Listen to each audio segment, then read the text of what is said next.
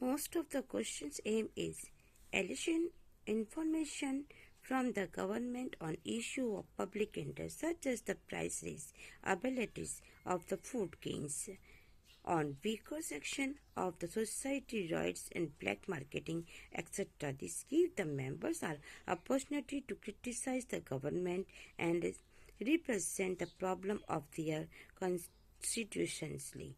The discussion during that question hours are so heated that it is not uncommon to see members raise their voice, walk to the well of the hours of walk out in protest to make their point.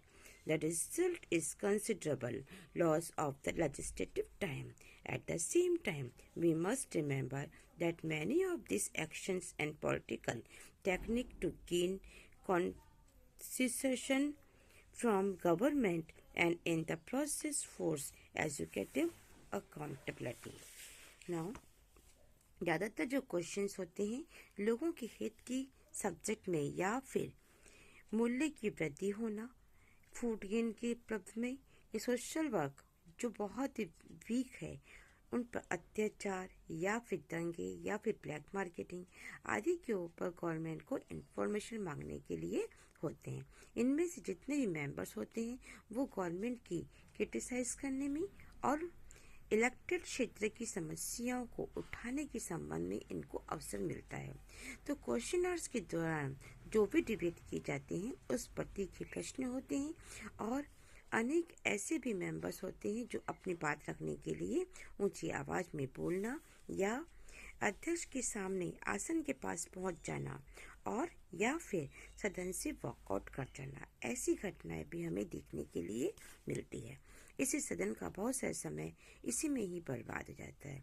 लेकिन इसी के साथ ही हमें यह भी नहीं remember रखना चाहिए या भूलना चाहिए कि ये सभी कदम गवर्नमेंट की रियायत प्राप्त करने की पॉलिटिकल तरीके हैं और इससे एजुकेटिव का रिस्पॉन्सिबिलिटी निश्चित होती है कि क्या एजुकेटिव वर्क करती है। नेक्स्ट है आपका approval and ratifications of law. कि Parliament control is also exercised through its power of ratification of bill can come to become a law only with the approval of the Parliament. A government that has the support of disciplined majority may not find it difficult to get the approval of the legislature.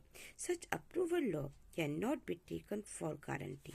They are the produce of intense bargaining and negotiations almost the member of ruling party, of coalition of parties and even government and oppose if the government has majority in Lok Sabha but not in Rajya Sabha.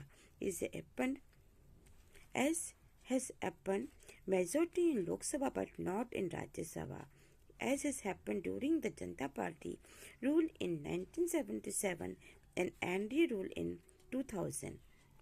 The government will be forced to make substantial concession to gain the approval of both the House.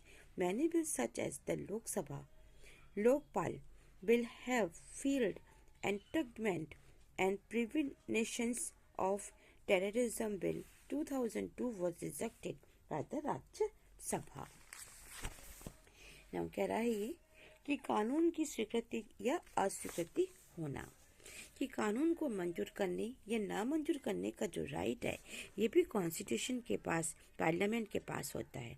इसके rights के द्वारा भी parliament educative को control करती है। कोई भी legislative parliament में स्वीकृत होगा और होने के बाद ही कानून हो पाता है। तो जिससे गवर्नमेंट को लेजिस्लेटिव में मनमाफिक तरीके से मेजॉरिटी होती है, इसके लिए पार्लियामेंट स्वीकृति प्रदान करना ये बहुत ही कठिन काम होता है। लेकिन ये मानकर नहीं चला जा सकता है कि हमें स्वीकृति मिल ही जाएगी। इस सहमति के पीछे शासक दल या फिर रूलिंग पार्टी या फिर कोalition गवर्नमेंट के जितने भी मेंबर्स होते हैं या फिर गवर्नमेंट और अपोजिशन के बीच में काफ़ी गंभीर तालमेल के समझौते होते हैं।